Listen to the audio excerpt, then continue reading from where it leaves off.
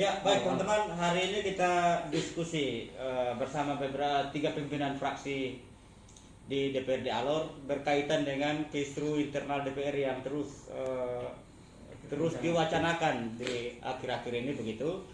Kita tanya sehingga apakah bisa diselesaikan atau apa penyebabnya sehingga tidak mengganggu pelayanan pemerintahan di DPR gitu. Nah, ini ada Kakak Denny Lalitan. Denny Padabang. Beliau Ketua Fraksi Nasdem.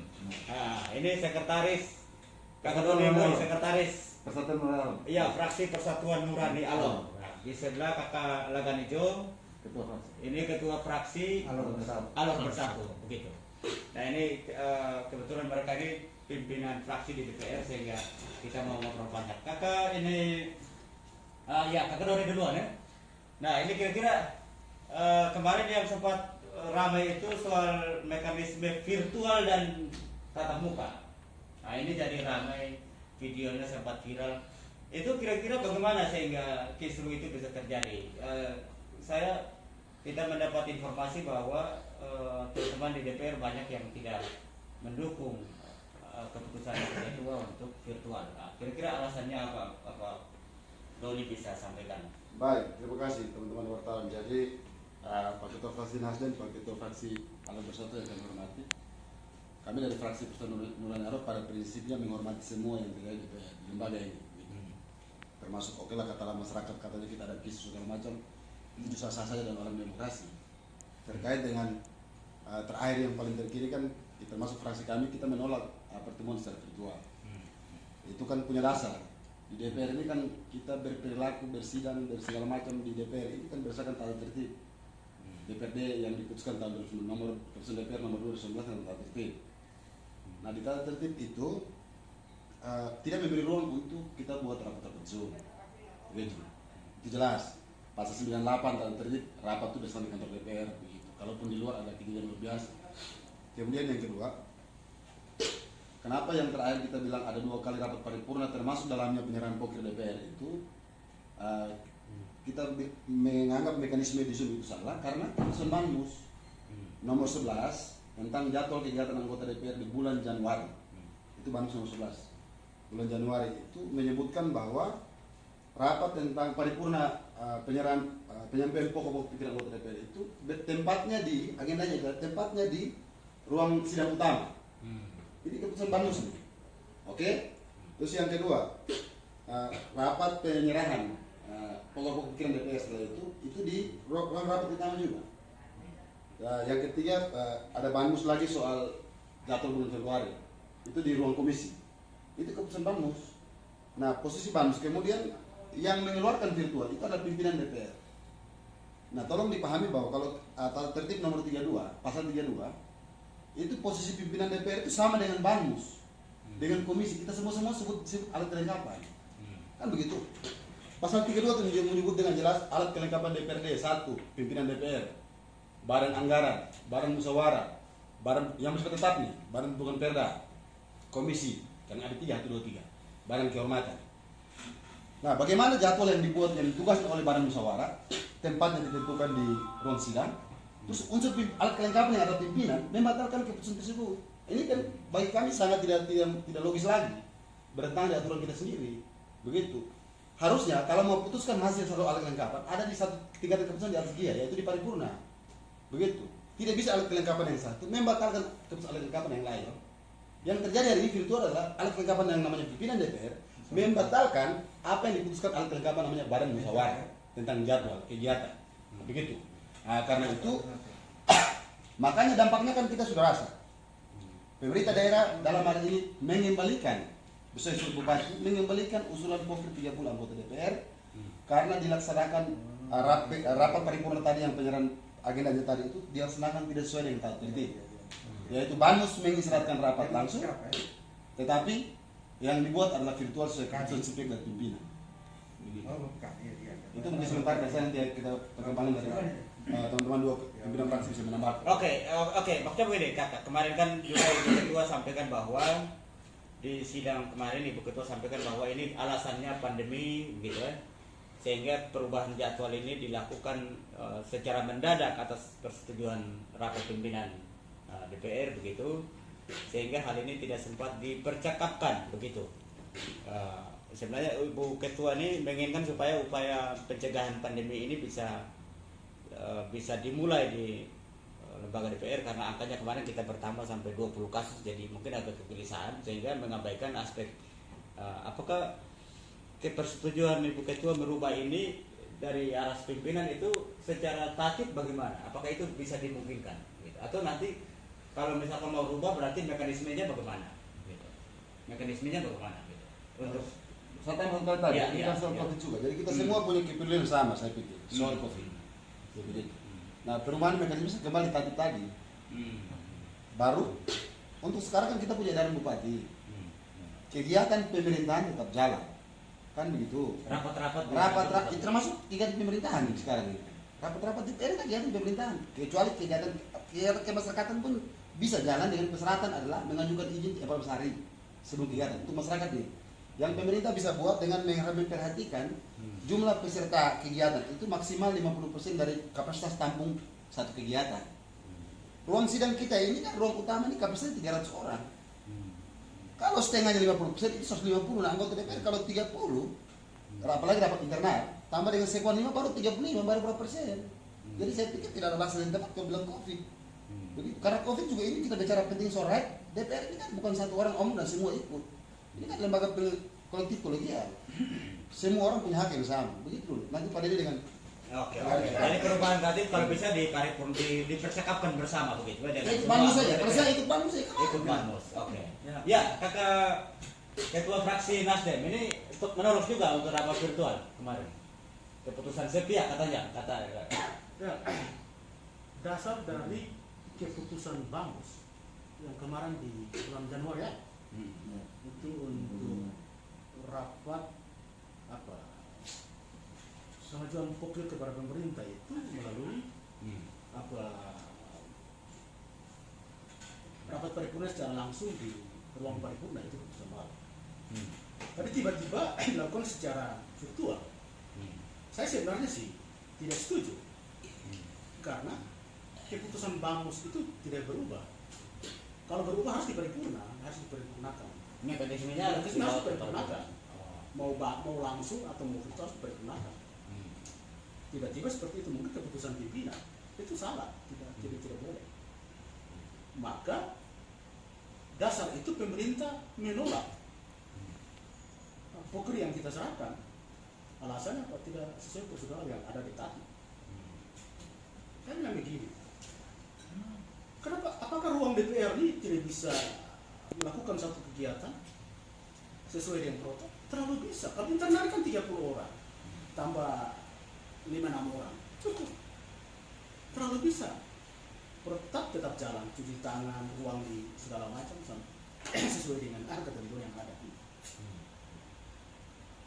Karena tidak sesuai dengan prosedur yang ada dalam tadi, maka pemerintah mengatur. Dan sudah ada. Untuk itu, saya sih mengharapkan rapat-rapat yang cuma internal, cuma Bamus, rapat paripurna internal bisa dilakukan di ruang paripurna. Terlalu bisa karena ruang ini cukup dan memenuhi kriteria yang dalam kota, jaga jarak dan segala macam. Itu di DPRD tidak ada keputusan tunggal, tidak ada. Mengambil keputusan tunggal tidak di sini, persetujuan bersama-sama. Pikiran dari anggota DPR disampaikan kepada pimpinan menanyakan kepada teman-teman lain, pikiran ketua juga seperti itu. Kita sama-sama sepakat bagus mengambil satu keputusan menjadi kita untuk kita ikuti dalam kegiatan DPRD. Untuk penanganan COVID, segala macam upaya juga kami lakukan sampai pada rapat-rapat dengan dinas-dinas penanganan satgas dan lain-lain. Itu bentuk-bentuk. Kami juga tidak diam. Kalau virtual ini, kalau kita mau rapat kerja dengan kepala dinas satgas segala macam, kita mau virtual. Kita mau Jadi kalau mekanisme di DPR itu, kalau kita tidak ikuti, mengganggu semua proses yang ada di DPR. Karena apa?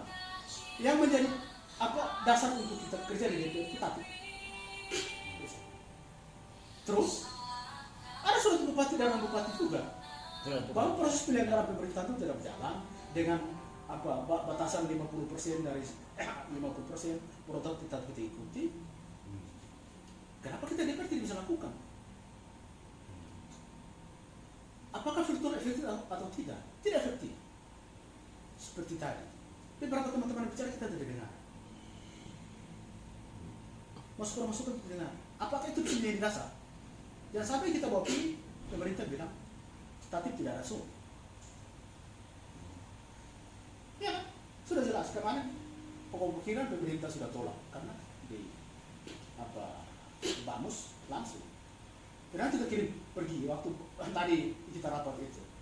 Lalu bilang, oh kita tidak ada soal. Kita mau langsung.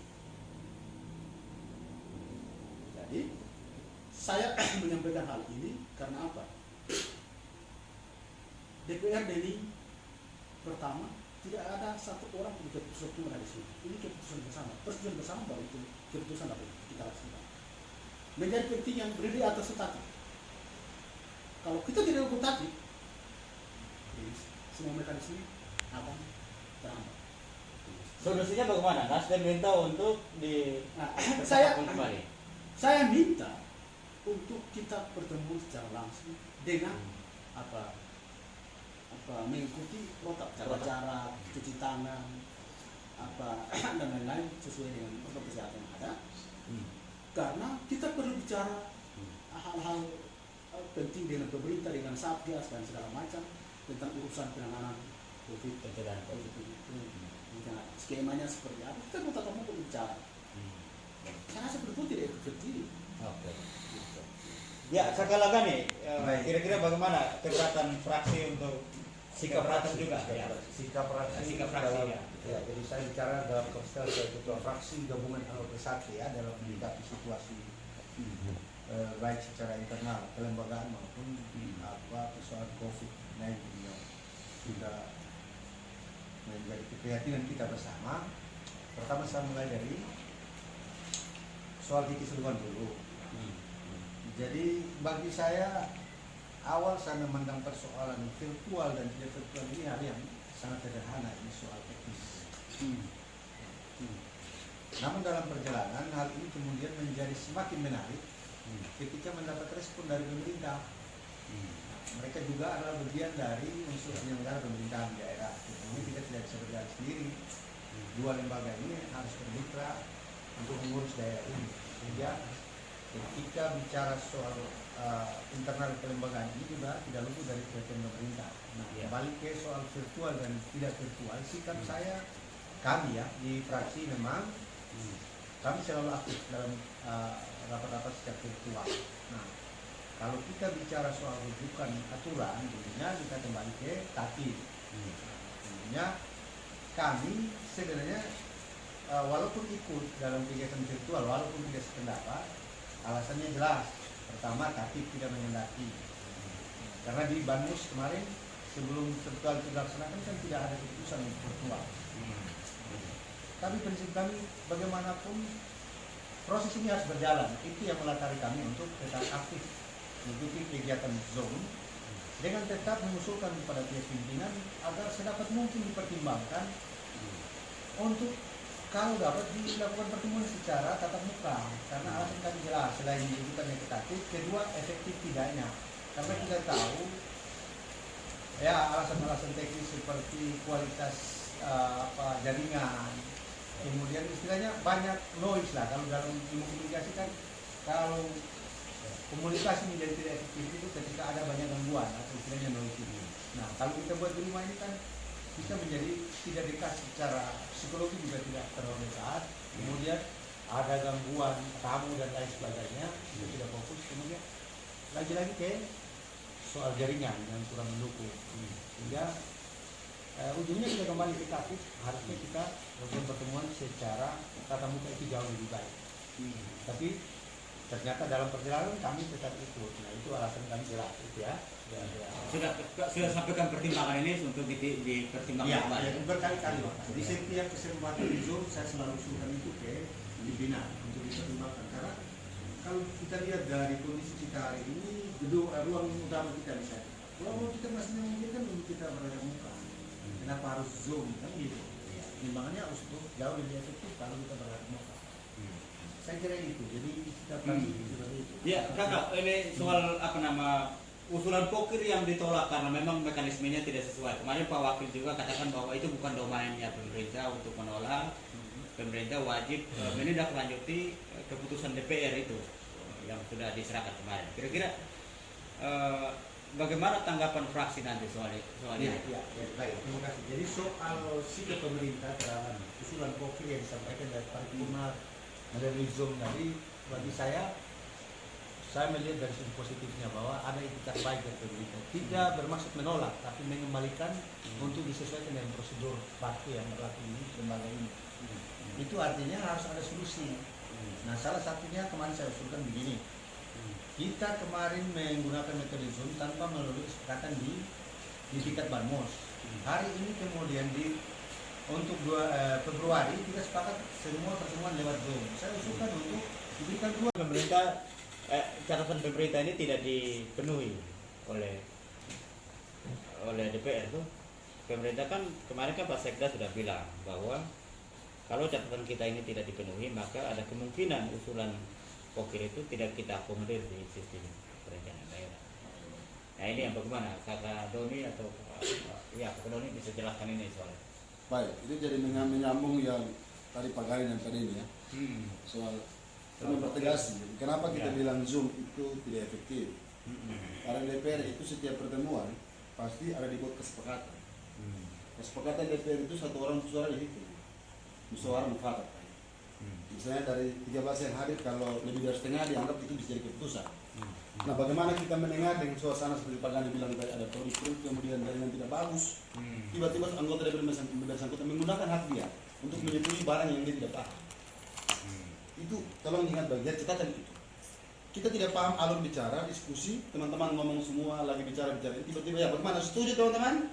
Setuju tanpa kita pahami, tanpa kita mengerti apa yang dibicarakan, kan tidak nyambung semua. Di virtual kan? Iya, di virtual. Itu kan tidak mungkin. Jadi kita memberikan persetujuan politik, ini persetujuan politiknya toh.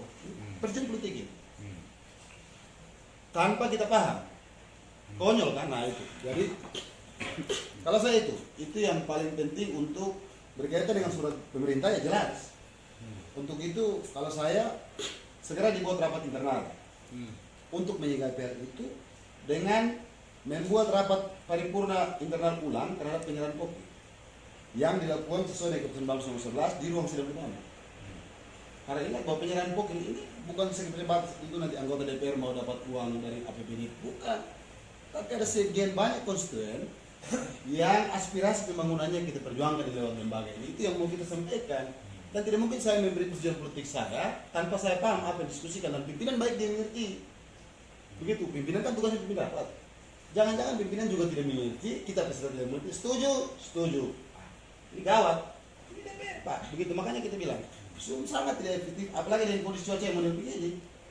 Sementara dari segi pelaksanaan tatap muka kita tidak ruang oleh aturan. Tidak ada larangan aturan dari segi pemerintah bilang tidak boleh kegiatan apapun juga. Kita tutup normal semua. Kan tidak ada sampai sekarang. Begitu. Kalau kita bahas kebutuhan masyarakat, kalau kebutuhan masyarakat kita bahas kita tidak paham tujuan itu, apa yang mau kita bahas? Contoh seperti COVID sekarang. Kita di masing-masing komisi sudah bekerja menyetujui APBD program kegiatan pembangunan yang ujung-ujungnya bersentuhan dengan kebutuhan masyarakat. Begitu. Nah itu juga tentu dengan tatap muka kita harap kita paham, diskusinya bisa nyambung untuk bisa mencari keputusan terbaik yang mewakili, bukan mewakili lembaga saja, tapi mewakili rakyat kita yang bicara dengan pemerintah. Jadi kira-kira arahan Pak Ibu Ketua kemarin keputusan virtual ini sampai kapan waktu belum ya? Makanya saya bilang kalau ikut mekanisme yang punya kewenangan itu bikin Banmus yang kemarin harusnya Banmus. Kalau merubah ke virtual, pimpinan tidak bisa sepihak begitu, karena pimpinan juga alat kelengkapan. Saya bilang tadi pasal 32 harus diparipurna. Apalagi yang tadi Pak ini dan Pak ini bilang kita diberi ruang untuk tatap muka. Bayangkan saya teman-teman, selain keputusan politik tadi, bagaimana kalau teman-teman medis juga bilang tidak, kita juga mau pakai Zoom, karena kita juga manusia, takut kena penyakit mati. Coba kita bayangkan paling buruk saja, teman-teman medis yang harus turun vaksin, turun penyuluhan segala macam di kita punya sendiri, ini bilang kita juga takut mati, jadi kita pakai Zoom. Bayangkan, kita nih bagi rakyat ini. Seluruh kepentingan publik kita harus bicara langsung supaya kita bisa tahu alur diskusi kita mau kemana arahnya. Sehingga keputusan perlu kita ambil itu dalam rangka kalau mewakili lembaga itu bisa. Iya bisa mewakili kebutuhan masyarakat yang kita bicarakan. Begitu. Oke. Kakak Deni, ini kan pemerintah sudah tolak. Kira-kira Nasdem kemarin usul pokir ini tidak apa saja untuk masyarakat, lumayan kemarin ya. Ya, pertama, saya sih sangat kecewa. Tadi dalam pertemuan saya sampaikan, apakah kalau kita salah prosedur itu sudah pasti salah, karena kita tidak merubah keputusan bamus itu. Kan pemerintah mengerti tentang prosedur yang ada. Karena keputusan bamus juga disampaikan kepada pemerintah, mereka punya alasan itu. Sudah sama sekali saya ketemu lihat di media dikembalikan atau ditolak. Pertama itu hak pemerintah. Maka saya harapkan untuk komunikasi dengan pemerintah melalui pimpinan. Kalau kita sih anggota dan pimpinan punya tugas untuk berkomunikasi baik dengan pemerintah tentang hal dimaksud. Kalau bisa, kalau menjadi pertanyaannya, kalau harus proses kita harus paripurna ulang supaya sesuai dengan keputusan bamus kemarin. Tapi uangnya ada di mana? Karena pemberlakuan virtual ini belum tahu sampai kapan. Ya, sampai kapan? Uangnya ada di mana? Sedangkan pada jadwal bulan Februari sudah keluar. Saya lihat agenda itu tidak ada. Ya. Maka kita harus bicarakan di lanjut mungkin dalam internal fraksi atau apa. Kemudian bisa saja itu. Karena ini pemerintah juga menjadi jangan sampai satu keputusan tidak melalui prosedur yang benar bisa berdampak yang tidak baik di kemudian hari. Soal pokir ya kemarin pertemuan RCS dengan masyarakat kami masukkan beberapa poin. Saya itu sudah satu kecuali itu maupun Kapolda. Kalau sampai tidak diakomodir pada PPD 2001, apa yang kita harapkan dari sebuah perjuangan politik di Dewan? Kita mau salah siapa? Yang dimasukkan itu adalah hasil-hasil pertemuan dengan masyarakat yang mencari kebutuhan dasar. Mereka dimimpikan untuk kita dapatkan pada PPD 2022. Maka kesalahan prosedural itu saya tidak mau menghambat proses pembangunan yang kami dorong melalui pokok-pokok pikiran yang ada. Tadi pertemuan saya fraksi Nasdem sebagai pimpinan saya ikuti untuk menyampaikan hal itu saya sampaikan. Jadi ikut untuk saja kan? Saya ikut untuk menyampaikan hal itu. Bukan itu. Keberatan itu ada. Betul. Ruang kita cukup. Apalagi kita bicara hapus konsultasi hal teknis dengan SKPD terkait. Omong belum selesai jaringan. Omong belum selesai ada ribut. Itu kan maka keputusan di DPR keputusan politik. Kalau keputusan politik kita tidak ikuti baik-baik, kita tidak dengar baik-baik, kita iya saja. Berbahaya di kemudian hari. Nah, bagaimana kalau masukan-masukan Kakak Deni dari fraksi Nasdem itu tidak ditindaklanjuti oleh ketua? Kira-kira nanti bagaimana? Apa sikap fraksi nanti? Tadi saya sampaikan bahwa urusan internal kita harus sampai pada rapat konsultasi atau rapat kerja dengan dinas SKPD, kita harus tetap muka. Karena ruangan kita bisa menampung 10 sampai 20. Ruang komisi kalau rapat kerja banyak orang di komisi, 10 orang bisa jaga jarak 2 meter, pakai masker, pakai cuci tangan dan lain, itu bisa. Apalagi kepala daerah sebagai penanggung jawab wilayah mengeluarkan surat bahwa penyelenggaraan pemerintah tetap jalan seperti biasa atau 50%. Kalau sampai tidak bisa ruang paripurna bisa pertemuan, kenapa tidak bisa? Supaya kita menanyakan hal penting, jawaban dari pihak terkait pemerintah atau itu kita bisa diskusi secara baik, termasuk penanganan ini COVID-19 sudah jalan sampai di mana. Kemarin di satu orang sakit tetap sibuk yang ngeri punya, sekarang 172, kita tidak tetap sibuk. Kalau ini kita harus bicarakan. Maka saya harapkan ke depan kita tetap muka.